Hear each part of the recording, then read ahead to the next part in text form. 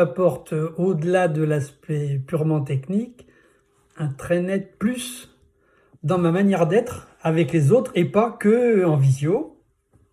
Avant, ma vie était un enfer.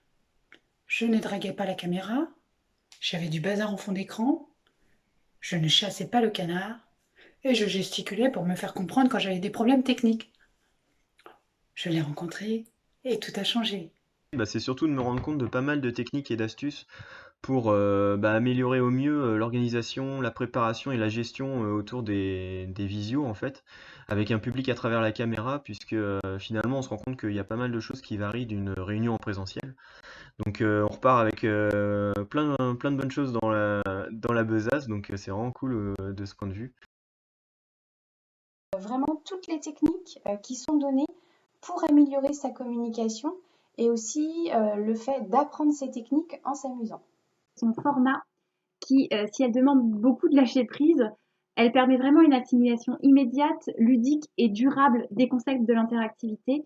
Vraiment, au-delà de la visioconférence, elle peut être mise en pratique vraiment dans de nombreuses situations quotidiennes. À la fois la richesse des échanges qu'on a eus entre apprenants au sein de chacun des groupes, et puis en groupe ou en plénière, on va dire, mais aussi la qualité de l'analyse du formateur qui a pu mettre le doigt où ça pouvait poser problème, et plutôt on va parler d'axe de progrès.